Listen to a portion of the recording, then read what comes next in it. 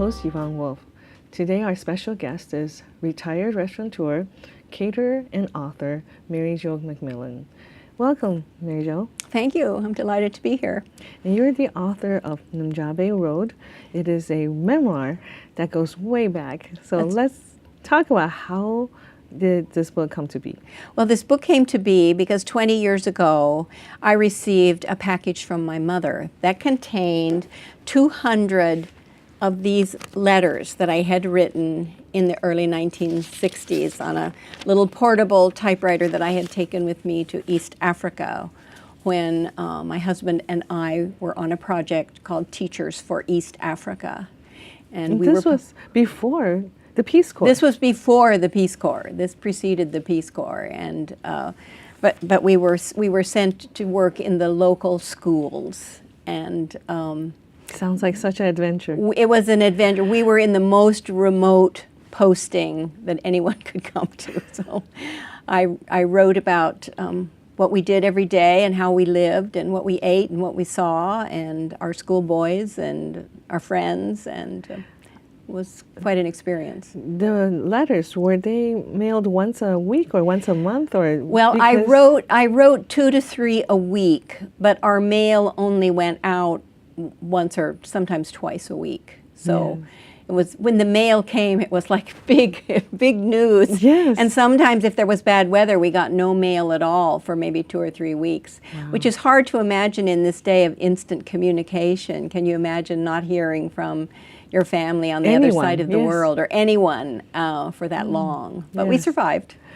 So tell us how these airgrams, right, how did they become your book? How did they become your book? Well, so my mother mailed me 2 packages of all the, she had saved every one of my letters.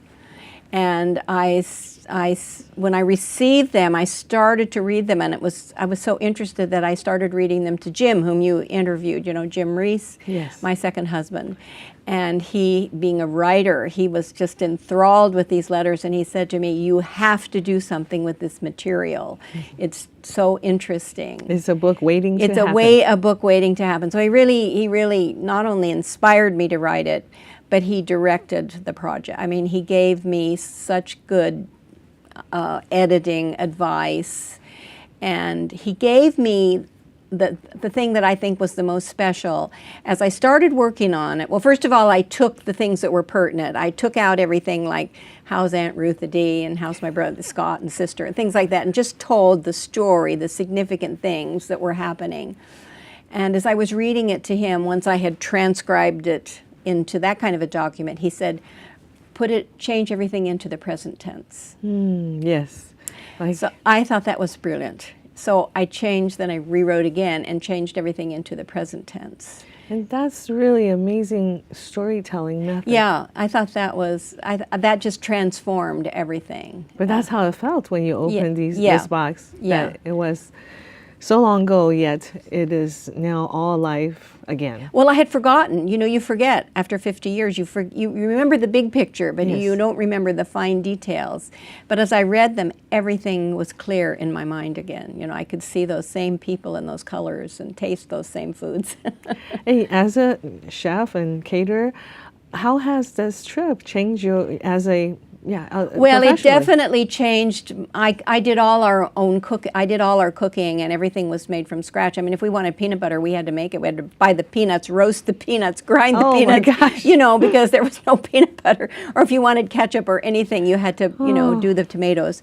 But the most significant thing that happened with my cooking is that I learned a lot of Indian food, Indian cooking, because there are a lot of Indian people in East Africa, even in the small village where we were, because the British people brought people from India over to build the railroads. And many of them stayed, and they have become the merchants. Even in the smallest village, you will find an Asian shop. That's very interesting. And so they are the middle class. And so I was intrigued with this food. I would see these products in the shops, and I wanted to learn how to cook these different lentils and things that were all foreign to me at that point. Exactly. There's so many types of lentils, red and, right? Oh, the one we have no idea. We don't. Well, so I would go into people's homes, and we couldn't communicate in language because I didn't speak Hindi. They were speaking Hindi.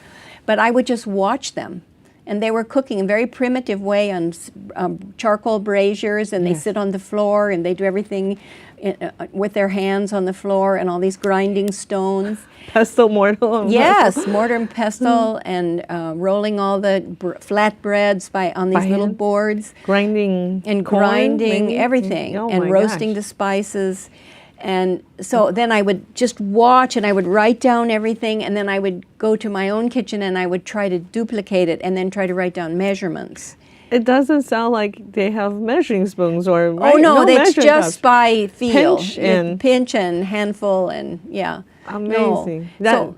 But once you have the taste, then they would give me a sample. Yes. Once I had the taste, I knew what I was trying to get to. Yes, So yes. that made all the difference. Sometimes when you just read a recipe on a page, Yes. you don't have the taste. How true, how true. I always felt that when we were little and we read these Chinese cookbooks and they didn't even have pictures. And I thought, well, what if people never ate this before? How would they know how to make it? You know, Right. because we have the cultural background to know what You it looks know like. what the taste you're looking for. So yeah, and what it looks like too. Yeah. And then the descriptions are hardly enough for you So to just... that really influenced my cooking. And then the other thing is that I did come from a rural background, so I knew how to make jam and how to can and how to Yes. if Practical. you have to Yes, how do kitchen. you grind your own meat. You get out your meat grinder. Yes. And I had a pressure cooker. The meat grinder and the pressure cooker saved me because They must have been the most advanced Yeah. kitchen tool you had. well, that was very good because we had bottled gas, and it was very expensive to use bottled gas. So you wouldn't want to cook for too long, you Right, know, 'cause right. it would Like take too slow much. cooker, Yeah, right, take like- too much gas. Yes. How amazing. How long were you Well, we were there almost 2 years. Almost 2 years. in the life-altering Life-altering experience? things. And while there, we took trips. We traveled to, when the school was on break, we would always take a trip, whether to game parks or to visit other teachers in other parts of the countries, the 3 countries, Kenya, Uganda, Tanzania. And one long, long journey we took is we drove all the way to South Africa and all around South Africa.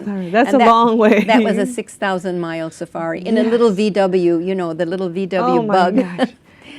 How the roads could not possibly be... Well, the roads were very bad in Tanganyika, Tanzania. It became Tanzania while we were there. But once we crossed, you know, it was, in those days, it was Rhodesia. It wasn't Zimbabwe and these all names, as it is yes. now. But it was, but once we crossed into Rhodesia and into South Africa, the roads were like they are here. I see. But because, again, the Because of colonial history, right? Of the development, And- right. And where you said there, now before British colonies, Yeah. well, who were... Well, it was a German, it wasn't really a colony, but it was kind of a protectorate. It was the German government was in there, and they brought many of the missions that are still there are German Benedictine missions. And then after World War I, the area was put under British protection. So when on this long safari, where did you stay? Would you camp out or? Well, you wouldn't camp out. Well, when we traveled around East Africa, we stayed. If we were in a very rural area, we would try to plot our travel so we could stay at a mission. I see. Or stay with friends that were teaching in another village. And if we got to a city, you know, like if you're in a city like Dar es Salaam or Arusha or Moshi or any of those places, there are hotels and hostels and other places, you know, places to stay like we would. But when you're out in the bush, you really have to either stay with friends or stay at a mission or something. I don't think it's an area you would want to camp out. I see. I see. But we always carried sleeping bags with us. So if we stopped someplace, people would only give us a room, and then we would have our own sleeping bags. I see. You have to be prepared. Yeah, but when we traveled in South Africa, of course, it was like traveling here. Yeah. Very easy to stay. But it was a shock because it was still apartheid in those days. Yes, yes. So that was really a shock to us to experience that. In researching for your book, what friendships have you rekindled? Because your family has read this book. My family now, in terms of the research, I checked all the places, you know, make sure I had the right spelling and the right location of places we stayed. And one thing that was especially moving to me is, as I said, we stayed in a lot of missions. So I remembered that this one was a Salvadorian mission and that there were Americans there.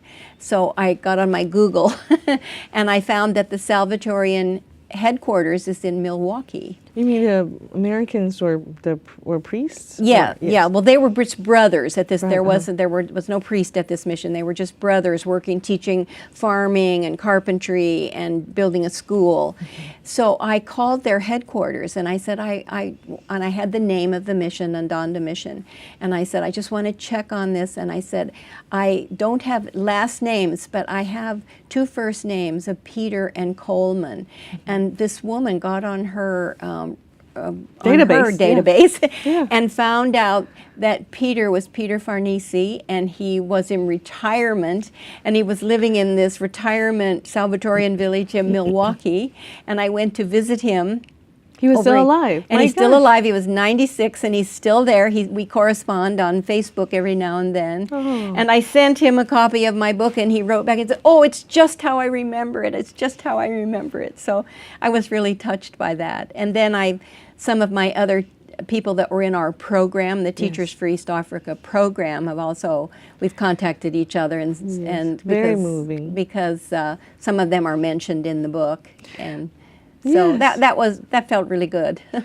How about, let's talk about how letters work before. Right. Because your letters came to your mother, Right. and this is a time, well, we have TV that time, but we certainly did not see National Geographic on a daily basis, or the fact that Right. National Geographic has their own channel now. But tell us about. Well, letters were so important. I mean, I always wrote a lot of letters. Well, when I went away to college, I started especially writing because I would be homesick and I would write to my you're a mother. writer. I had this professor who really taught me about writing details. Yes. And so I would write to my parents in great detail. And so I had that kind of background about not just, oh, we're fine, or we had a busy day, but to really write the details about what the morning was like, what we saw out the window, what we bought in the market, maybe what some of our schoolboys said,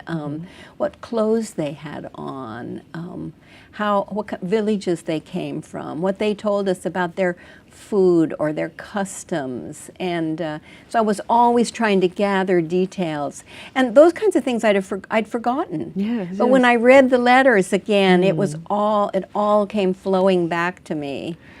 It's nice to know that you had to organize Oh, right. your source. So I had to go through all these letters and pick out significant things and try not to be repetitive. Yes.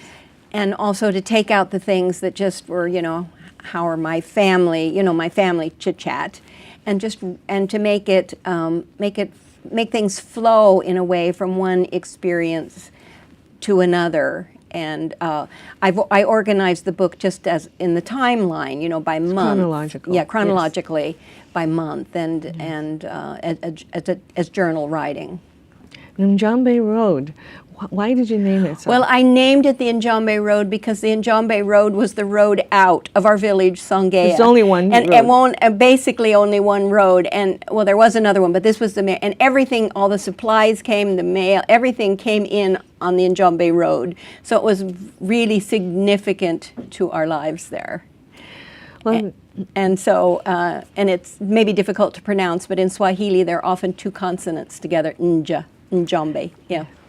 that book has recipe in it too. Yes, there are recipes because food was very important to me then as well. So I was cooking and writing the recipes of some things I cooked. And in my other book I have stories and recipes too, but more recipes than stories. In this one, in Njombe, I have more story and fewer recipes. But both, I guess it was the focus of my life before I even knew it, that I'd be cooking. So Mary Jo, could you read something from your book? Well, I'll read a little section that might be kind of a surprise to you. So this is just an ordinary morning after we've been there several months. Joseph burst in this morning exclaiming, "Oh, Memsab, do you know what I've been hearing many people say in the town? Witchcraft is brewing in the bush. We'd heard it first from Pillay, and now the townspeople, as well as the schoolboys, are dazed. 2 weeks after Mhayiki's return to Songea, acting headmaster Mbena, greedy for power, decided to turn to black magic. The story is that Mbena, one of the African teachers, brought a black rooster to an Mganga, the witch doctor, late one night. The ritual took place near Matagorda Mountain, high on a granite cliff, where deformed new babies were once left for the gods. Hidden in darkness, the Mganga killed, bled, and stewed the rooster into a potion with herbs and roots. Mbena drank the broth and fell into a trance under incantations and the sorcerer's ceremonial feathers, blood, and beads. The Mganga put a hex on Paul Mhayiki. He would either die, fall seriously ill, be transferred to another school. Mbena would then be headmaster. Wow. That's amazing. So things like that were happening. You know, you think it was just of the past, but it was happening even then. Even the schoolboys would say, yes, they still believe in witchcraft. Yeah, and it's something to be to be afraid of. Yes, feared and make you worry. To make you worry, right. So this book, marketing this book, you have a website? Do you use a blog? Well, the marketing has been a real challenge. I have put some things on Facebook, and I'm not very good at knowing how to work on that. I'm trying to learn. We are. My other book, my publisher did a lot, you know, and they sent me to places to get, and this one it is just a lovely publication. You know, the woman that published it, she was so gracious to publish it, and I'm so grateful to Ami for putting it out there. But it's kind of on my shoulders to market the book, and it's very difficult in today's world, because when you aren't a famous person, and I go to a bookstore and I say, you know, do you have something? And they say, well, we only have conversations or presentations if it's organized by a publishing company. So I have kind of run aground a few times, but I've had a couple of really nice interviews. I had a nice interview in a newspaper, and I've been to talk to a couple of people at schools, and I'm just open to spreading the word, and I'm very open to talking to groups of children, because children have lost the skill of letter writing today, you know, with all the texting. And and they don't want to spend the time describing. They don't want to describe things. And, you know, there's going to come a time when people wish you could remember. Yes. And if you don't have the details someplace in letters or a journal or something, things get forgotten. Right. And so I would like to encourage young people to write, even if it's just in a diary. To write. And we say that we Americans know so little about Africa. There should be more interest and curiosity. And when I went, as I say in my book, I mean, I knew nothing. I had heard about, you know, Egypt and the Tutankhamun treasures that had recently been uncovered, and I knew Vachel Lindsay's poem, The Congo, and that's about, you know, what I knew. I had to go to the encyclopedia to find out where Nairobi and Timbuktu and these places are. I mean, I didn't know. They were just names out there. I didn't know.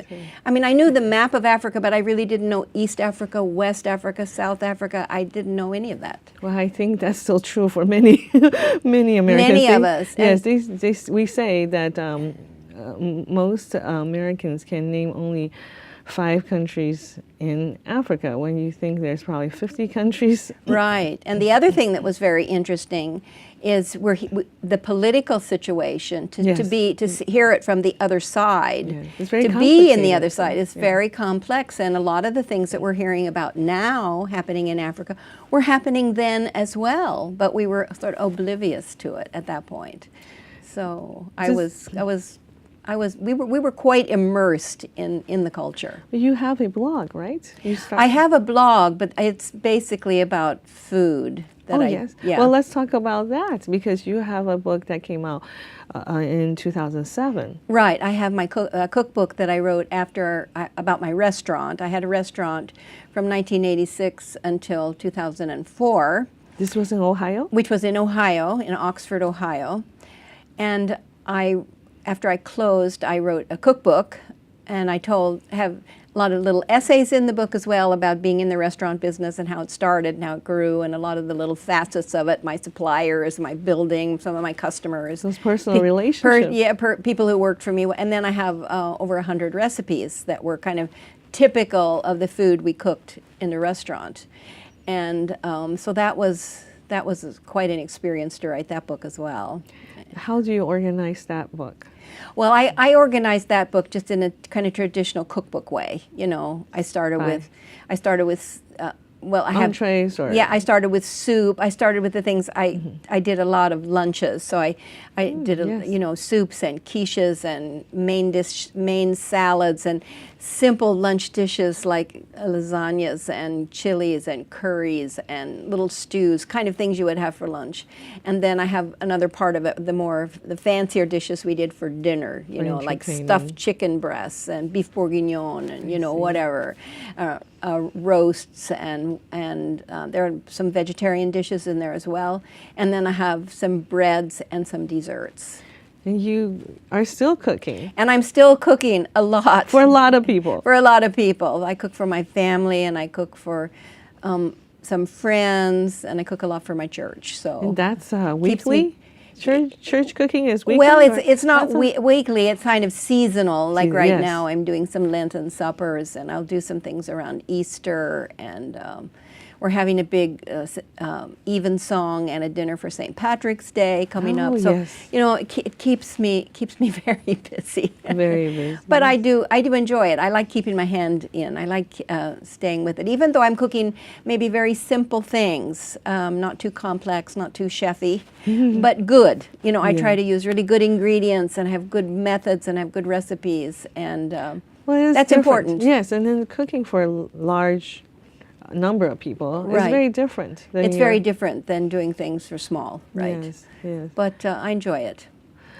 So let's talk about, when we're talking about marketing the book, one place would be, I would think the library would love to hear you talk. Right, and you have the lovely library here in Glenview. I know they had a poetry program that I attended many times with Jim when he was still living, and we would come to the poetry events there, and I met several people in the beautiful, beautiful library. And we do have a nice library in Wilmette, and I have not been able to get into a program to present my book yet to the Wilmette Library, but I keep asking them. Yes, that's what we do. I just keep asking if they have some time, like a discussion with local authors. Maybe they'll remember me if I keep asking. Yes, and you say that when these let's talk about letter writing, the value of letter writing.